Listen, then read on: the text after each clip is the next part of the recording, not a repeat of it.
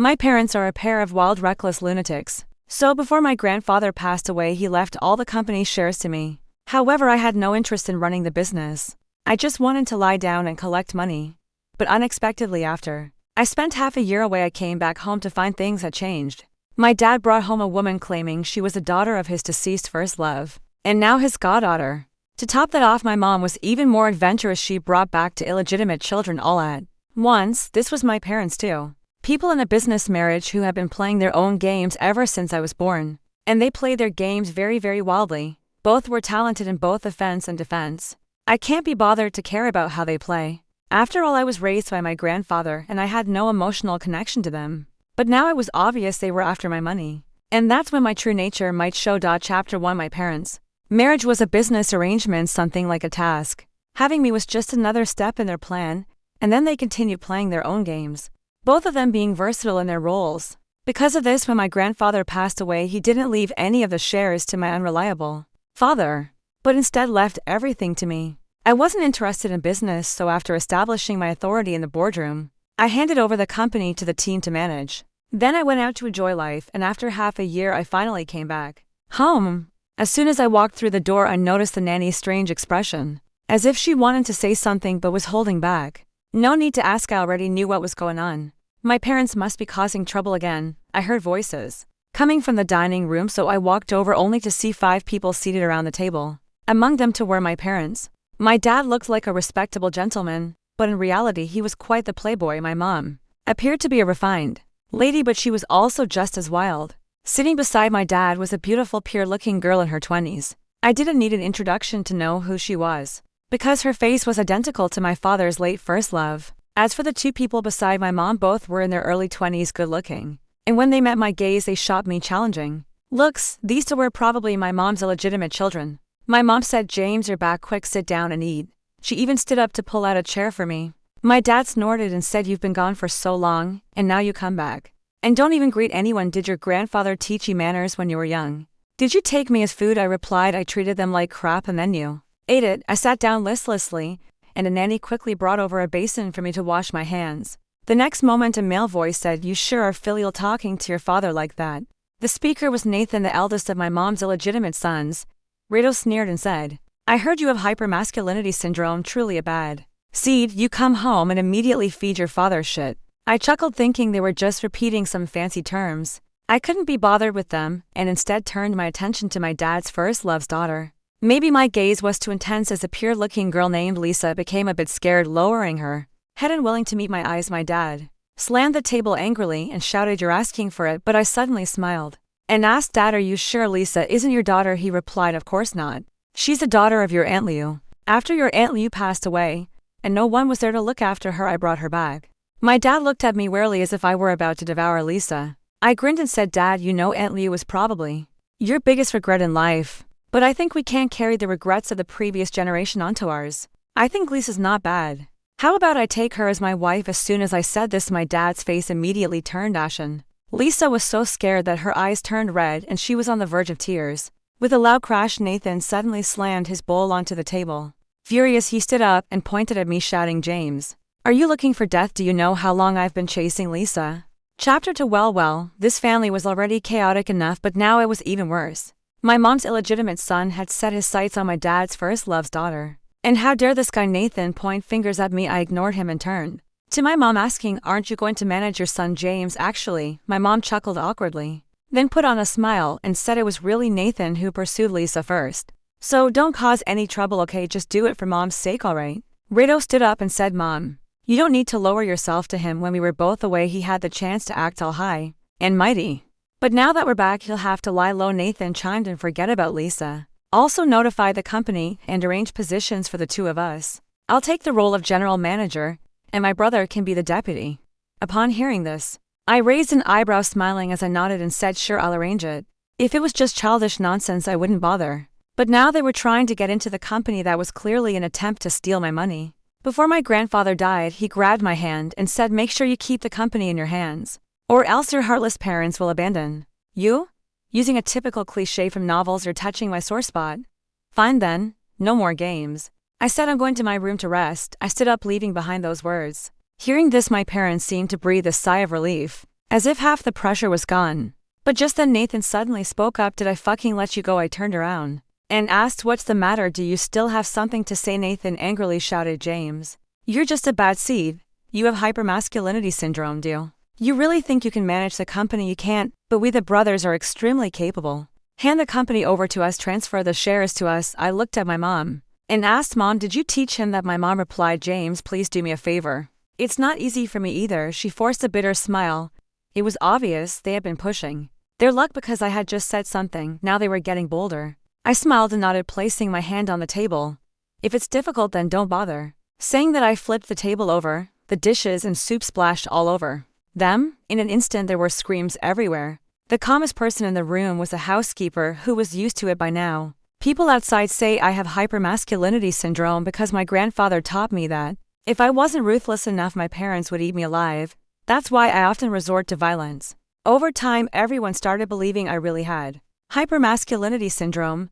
Taking advantage of their stunned silence, I reached out. A housekeeper immediately stepped forward and handed me a frying pan. I grabbed it and to their shock charged forward. The first to react was Nathan, who also lunged at me. I swung the pan like I was playing tennis, hitting him square in the face. He let out a scream and fell backward, landing on the ground. After that, no one dared to move. I walked over, stepped on Nathan's face, and said, you keep saying I have hyper-masculinity syndrome, so you should know how ruthless I can be. Since you know, how dare you provoke me? Did my slutty mother forget to give you a brain when she had you call the police? Rado immediately shouted, he hit someone, call the police and arrest him. I replied, I hit him, not you. Why are you so upset? So eager to call the police. I looked over. Rado immediately stepped back in fear. My mom hurriedly said, James, they don't know any better. Don't argue with them. I asked, they don't know better, but what about you? You're over 50. And yet you're acting like a dog for them. Did you ask me? Before bringing your bastard children back here, you bring them back and then start arguing with me. Do you think I've stopped hitting you because I become easygoing? My dad angrily scolded, James, she's your mother. How can you speak to her like that? Bang, I swung the frying pan again, and he expertly raised his hand to block it. His defense was so practiced it was almost painful to watch. He must be used to it. You. My dad was furious, but didn't dare to continue. I sneered and said, don't make me lose my temper. Chapter 3. I walked over to Lisa, grabbed her chin, and said, you better behave too. Don't think I won't bully women. After saying that, I went back to my room. Once in my room, I immediately contacted my assistant to inquire about the company's situation. The assistant said there hadn't been any personnel changes recently. However, Lisa had joined the company, but was still in a basic position. As for Nathan and Rado, they had visited the company a few times, with my mom acting all high and mighty, but they hadn't been hired yet. The company was still running according to the strategy I set before leaving. The previous business operations were stable and the new projects were progressing reasonably well. I let out a sigh of relief and asked about the shareholders' attitudes. These shareholders were all veterans of the company. After my grandfather's death, they had tried to sideline me. Some of them were restless, but I had suppressed them back then, though they still harbored ill intentions. Now that my parents had brought people along, they were clearly planning something. But the assistant said the board had been quiet with no noticeable movements. No movement, that was the biggest move. Meant of all. I didn't say anything more. After hanging up, I sent out a few more messages. Then I made some calls to important business partners to keep up the relationships. This was the reason I didn't enjoy doing business, too much scheming and plotting. It was tiring, and honestly, I was just lazy. By the time evening came, I ended up eating dinner in my room. With nothing to do, I decided to check the security cameras. Soon I found the footage in the media room showing 3 people, Nathan and Rado along with Lisa. Nathan said, Lisa, don't be scared, I can protect you. His face was bruised, but he spoke with confidence. Lisa replied, what you do is your business. I'm different from you. You're here for the inheritance, but I'm here for revenge. I don't want a single cent of the inheritance. I just want James to die. After Lisa coldly finished speaking, she stood up and left. Want me to die? Revenge? Do I have a grudge with her? And her attitude was totally different from the one she had at the dinner table. Interesting. I decided I'd see what she could do. Chapter. For about 10 minutes later, Lisa returned to her room. She locked the bedroom door only to find me standing behind it. She jumped in shock. She almost screamed, but I covered her mouth. I squinted at her and asked, you want me dead? Revenge? Explain, what grudge do I have with you? Hearing this, Lisa was so startled that she couldn't speak. But she was smart and had clearly realized that the house was full of surveillance cameras. I said, if you want to talk, just blink your eyes. Lisa blinked. Wow, those big clear eyes of hers were stunning. When she blinked, I let go of her and walked over to the bed, sitting down and patting the bed, saying, come on, let's talk more comfortably. She twitched her lips but didn't get angry. Instead, she calmly said, "From your reaction, it doesn't seem like you're lying. So you really don't know why I want you dead?" I replied, "No, I don't." I nodded. Lisa nodded as well and said casually, "Then your dad lied to me. He said my mom's death was caused by you." I replied, "If I killed your mom, what would my motive be? Killing my dad's first love? What would I gain from that normally? It would be for my mom's revenge, right? But as you can see, not only do I not care about my dad, I don't have any feelings for my mom either. And you're not even my dad's daughter, so you're not a threat to me." I smiled and asked, "Then, who do you think benefits the most from your mom's death?" She thought for a moment before saying, "After my dad died, most of the family business was helped by your dad. Although the company's shares are in my hands, many of the company's major projects are still controlled by your dad. That's why I was arranged to join your family's company. On the surface, it seems like an opportunity for revenge, but in reality, it's also about sidelining me." After this brief analysis, Lisa's eyes were full of hatred, but she still said to me, "I'll investigate on my own." "I can't trust everything you say," I replied. "If you need help, just ask." I had achieved my goal, so I stood up and left. What a joke, a guy like my dad who only moves when there's a profit. How could he risk bringing Lisa home? Unless there was something in it for him. The next day, I arrived at the company early. Half an hour later, the board meeting began. The directors arrived one by one, all asking me how I had been spending my time during the past 6 months. And I just casually responded. Once everyone was here, the meeting officially began. I said for the second half of the year, I'm planning to launch a few new projects. I went straight to the point. But then Chairman Lee, who had always been at odds with me, said, "James, you're the chairman, but you've often been absent from the company. That's irresponsible to the company and the shareholders." Chairman Law also nodded, saying, "Yes, James, if this continues, the company will run into problems. Under your leadership, you should step down and let your father take over." Chairman Lee raised his hand and said, "Those in favor, please raise your hand." It seemed like they had planned this in advance to remove me as chairman. Chairman Law also raised his hand, and several other directors who were close to them followed suit. The remaining ones, except for those who supported me, were just observing. At that moment, the door to the meeting room opened. My parents walked in, followed by Nathan, Rado, and Lisa. Nathan's face had probably started to heal a bit, but it still looked swollen like a pig's head. My dad sighed with frustration. "James, you're really not fit for this position. You weren't happy, so you beat your brother like this. If you lose your temper one day, will you start hitting our business partners?" My mom also nodded and said, "Ladies and gentlemen, as James's mother, I can responsibly say that he has hyper-masculinity syndrome. He's cunning, brutal, and inhumane. He's not fit to hold this position." Nathan sobbed and said, "Yesterday, I just picked up some food in front of him, and he hit me. How can someone like him manage the company?" Rado pointed at Lisa and said, "And after he got home, he immediately targeted Lisa. If we hadn't stopped him, she might have been assaulted. Someone like him is a criminal. How could he manage the company?" Everyone looked at Lisa. It seemed like if Lisa agreed, they were ready to vote me out of my position. Chapter 5. But the next second, Lisa said, "He was just joking with me."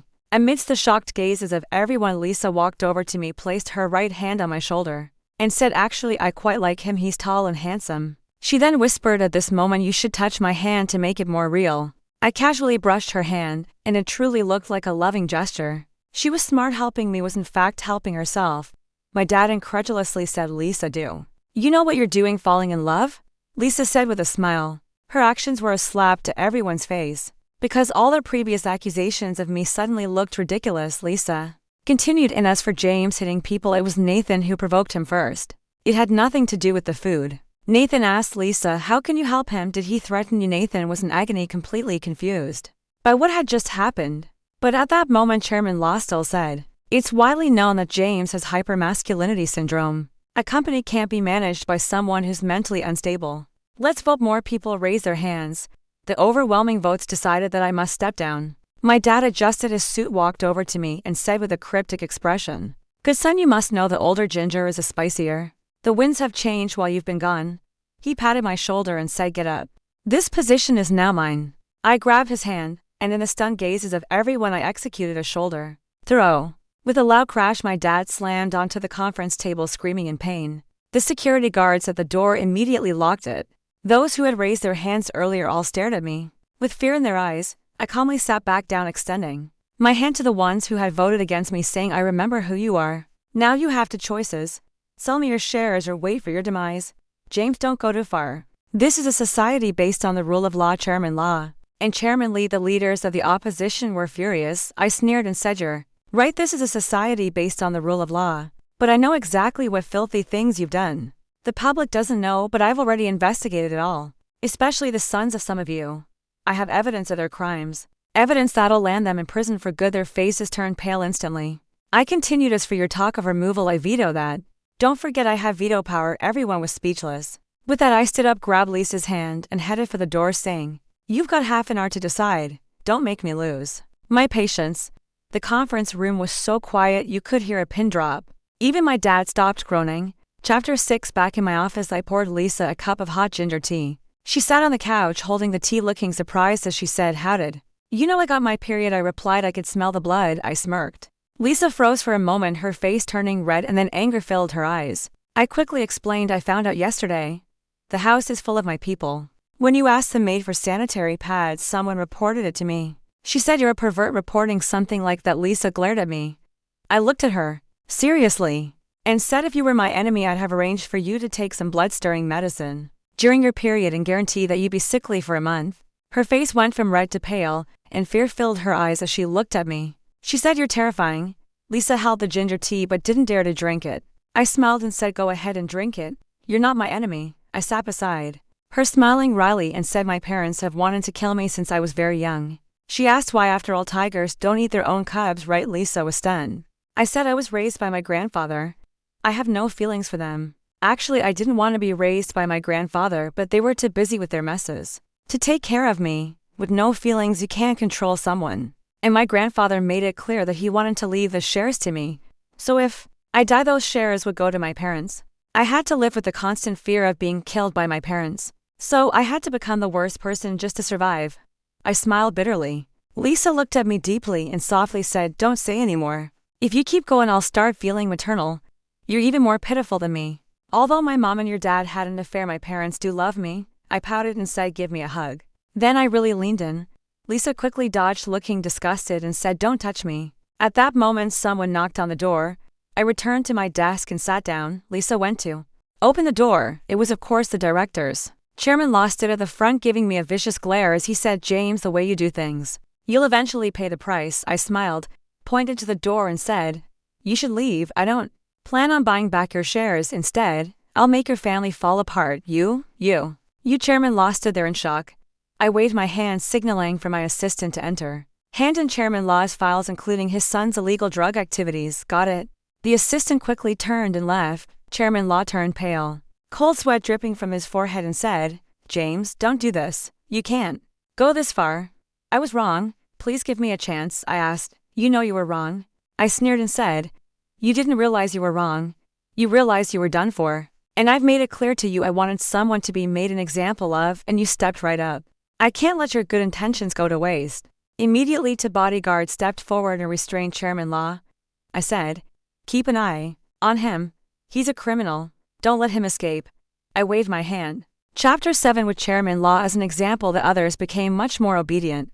Not a single word of protest escaped their lips. After signing the contracts, they quickly left. I also pointed out a way for them to leave the city. 2 hours later, everything was taken care of. I leaned back in my chair and watched as a few more people walked in. It was my parents, along with Nathan and Rado. Everyone thought these two were enemies, but in reality, I knew that despite playing their own games, they were all part of the same profit-driven alliance. While Emily was fighting with my uncles and aunts over the family assets, my dad was a tip of the spear. And when my dad tried to snatch the shares from me, Emily was secretly assisting him. Nathan stared intently at Lisa behind me and said, "Lisa, why are you on his side? I don't understand. I've liked you for so long." Lisa didn't respond, instead gently massaging my shoulders. We looked like a close couple. I glanced at Nathan, then turned to Emily and said, "This bastard you gave birth to is a total failure. Even at a time like this, he's still playing petty jealousy. Didn't you give him a brain when you had him?" Emily's face turned ashen and she shot a fierce look at Nathan, saying, "Shut up." Nathan quickly shrank back, clearly intimidated by Emily. I lit a cigarette, took a slow drag, and said, "You've all seen what I can do, and it can be used on any of you at any time. So don't provoke me. This will be the gentlest time I deal with you." Makoto clearly wasn't satisfied, but Rado stopped him. My dad simply stopped talking. He pointed at Lisa and cursed, "You ungrateful thing." But Emily's tone softened as she said, "James, we'll stop fighting. Once we sell off the assets we have, we'll leave." "Good." I nodded. It seemed like the best option. However, over the next few days, my dad made his move. He didn't dare take action against me, but he started targeting the companies Lisa owned. Several key businesses were now under his control, and it was clear he was going for the kill. But I wasn't idle, his resources were no match for mine. What seemed like small subtle moves quickly pushed my dad out of the picture. He spent every day at home, his face dark and brooding. He didn't dare speak to me, but whenever he saw Lisa he couldn't help but hurl insults. Eventually, I simply kept Lisa by my side, even bringing her to my room at night. I wasn't exactly a saint either, and within days I had made Lisa mine. The noise wasn't small and soon the whole family knew. As for Chairman Law, his whole family was investigated and taken away. The outside world was buzzing, saying that they'd all be facing serious charges. Later I even discovered through the security footage that Nathan and Rito had tried to follow my lead, looking into whether I had committed any crimes. As for what I had done, the only things that could have involved the police were the times I hid my parents and Nathan. Such matters were just civil disputes or even family issues and couldn't affect me at all. When they tried to investigate, Emily intervened in time, stopping them from digging further. One night when I returned home I saw they had prepared a large meal. Emily said they were about to leave, and tonight would be their farewell. My dad had finally softened, saying he would leave too. Chapter 8. I sat at the dining table but didn't touch the food. It was clear I didn't trust them, worried they might try to poison me. Lisa, however, had prepared her own food. I ate only what she made, refusing to touch anything my parents prepared. As I ate I noticed my parents along with Nathan and Rito were all looking at me with strange, almost smirking expressions. I immediately sensed something was off and looked at Lisa with questioning eyes. Lisa leaned back and coldly said, "James, you killed my mom. You really thought I didn't know? You think I'd fall for you with your hyper-masculinity syndrome? I purposely got close to you to get my revenge today," I said. What the? Before I could finish my sentence I passed out. When I woke up I found myself lying in a hospital bed. My whole body was strapped down. My parents sat on either side of the bed. Near the window stood Nathan and Rito. My dad, still with that inscrutable expression, said, "Good son. I told you the older ginger is a spicier one. You didn't expect Lisa to be my pawn, did you?" I asked, confused. "What exactly is going on? How did I become the one who killed her mom?" My dad sneered and said, "Of course you didn't kill her. I was slowly poisoned." Nathan walked over and stood beside my dad obediently, saying, "James, are you still acting tough?" I demanded. "You're all in on this? Are you out of your mind? No matter what, I'm still your son. I'll be the one to take care of you in your old age." Nathan's not even your son. He's Emily's bastard. "How can he take care of you?" my dad said. "You don't understand. Family ties aren't strong. But Lisa's mom, though, is someone we all helped kill. We have each other's dirt, and that's the strongest alliance." My dad sneered again. "But you're right, you are my son. I won't let you die. I'll just keep you in this psychiatric hospital."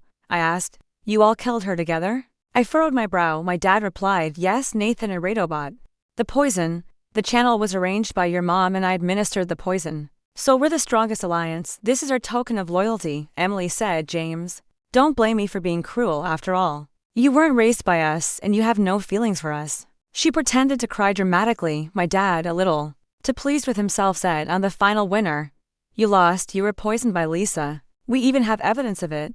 So her assets will eventually be ours. And Nathan and Rito's father's assets are already in your mom's hands. In the end, everything your grandfather left to you will be ours." I shouted, "No way, the company's board will side with me." My dad laughed. "You're dreaming. Actually, Chairman Law said something right. You can't push things too far.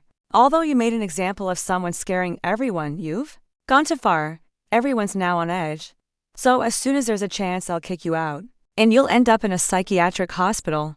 The outside world knows about your hyper-masculinity syndrome. Oh, and by the way, it's your mom and I who spread the news about your condition. So it's only natural for me to take over your shares and sit in the chairman's seat." After my dad finished speaking, he and the others left.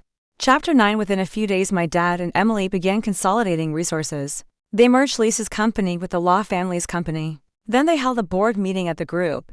My dad sat in the coveted position watching the board members. Below him, with undisguised pride in his eyes, he stroked the armrest of the chair. This chair was left by my grandfather. The armrest had already developed a beautiful patina, and the redwood color looked especially nice. He laughed and said, "Ha, I finally made it to this position." Sitting at the lower end, Emily said, "Everything depends on planning.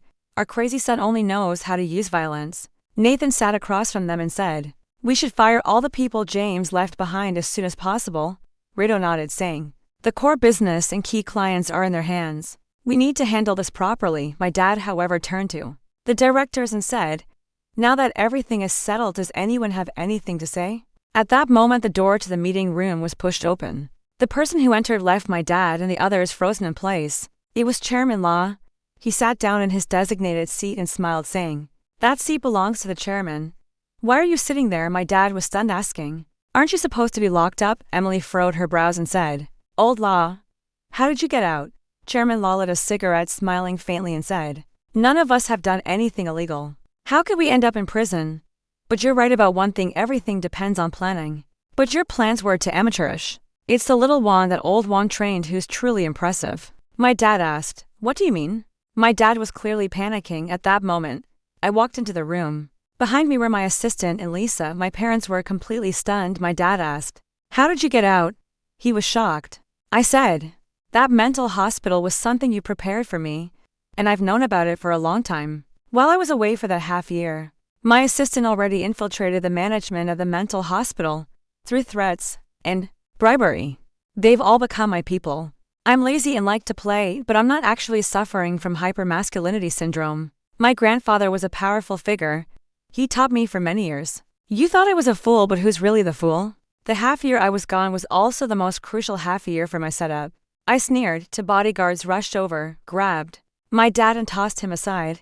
I sat down again and Lisa remained behind me, massaging my shoulders. I said, honestly, I could have dealt with you guys much sooner, even the day I returned. But I learned about Lisa's situation, so I decided to investigate the truth. That's why it's dragged on until today.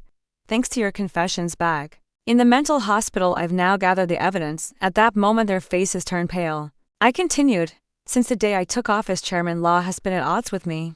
I knew someone would oppose me, but why shouldn't that person be one of my own? I then pointed at my assistant and said, let me introduce you, this is David, the son of Law's uncle who was kidnapped when he was young. My dad's face was filled with shock. You started planning this so early. Emily was too stunned to speak. Nathan and Rado looked as if they were in a daze. This was an advanced game and they couldn't understand it. Chapter 10. I said, when I was 7, you suddenly took me to the amusement park and I nearly got kidnapped by human traffickers. Luckily, Grandpa had sent someone to secretly protect me. When I was 10, you took me out to eat. The flowers garnishing the dish were walnut shells, which were poisonous. So I accidentally knocked that plate over. When I was 13, during Grandpa's birthday party, a hunting dog suddenly rushed in and attacked me. I dodged and choked it to death. When I was 18, while I was taking my driving test, a truck crashed into me. If I hadn't jumped out of the car quickly, I would have died. From childhood to now, you've tried to kill me multiple times. If I didn't plan ahead, I'd be a real fool. I listed all their actions. I don't know what you're talking about. My dad directly denied it, though his face looked especially grim. Emily, crying, said, James, I gave birth to you. How could I hurt you? I casually replied, every action leaves a trace. You think you handled it well, but I've been persistent and already have the evidence. Their faces turned even paler. Then I suddenly looked at Emily and said, you and Dad secretly had a son 3 years younger than me. You think you could fool Nathan and Rado, but you think you can fool me? At that moment, my parents started trembling in fear. Emily cried, James, you can't do anything to your brother. He's your real brother. She even kneeled before me. My dad softened as well. He pleaded, we won't fight anymore. We're really not going to fight. Please spare my son. I sighed, I'm also your son. I smiled bitterly. Having parents is like having no parents at all. In fact, it's even more dangerous. It's so painful. Nathan and Rado's faces changed too. Nathan shouted, Mom, so you've been using us all along? Rado gritted his teeth and said, how could we help you and yet you're betraying us? Look at that, dogs fighting dogs now. At this moment, Lisa suddenly spoke up. I've played along with your little act, but now it's time for you to accept the consequences. That day in the office, my dad had intentionally scolded Lisa for being ungrateful, because he had no idea that Lisa and I had already talked in the bedroom that day. So my dad wanted to make me believe he had given up on Lisa. The later move on Lisa's company was just for show, all for the benefit of the confession. When they got cocky at the mental hospital, I paused then continued, oh, by the way, your son, my brother, is already dead. But don't misunderstand, I didn't do it. You spoiled him. He dared to provoke local gangs overseas and beaten into a hornet's nest. After I said this, Emily fainted and my dad started crying. Not long after, they were taken away by the police. I had prepared very detailed evidence, and their guilt was undeniable. It was highly likely they would be sentenced to death. 3 weeks later, I got a call. My parents wanted to see me. I went. They were already looking haggard. but when they saw me, their eyes were still full of hatred. "Why don't you just die?" That was the first thing Emily said when she saw me. My dad, gritting his teeth, said, "You're such an ingrate. We gave you life, but you won't listen to us. Why don't you just die?" I smiled and said, "Because I'm going to kill you both." Inside there were no waves. They tried to kill me so many times, but never once did they succeed in breaking me. So why would I let their words hurt me now? And before they died, they wanted to see me one last time, not to say anything emotional, but to leave me with some psychological scars. It's like those people who love to say insults like "your mom doesn't love you." But do I care? Grandpa loved me, and that's enough. And I am the worst one, or else I wouldn't have survived. I quietly whispered to them, "Actually, your son didn't die. I was just lying to you. And I won't let him die.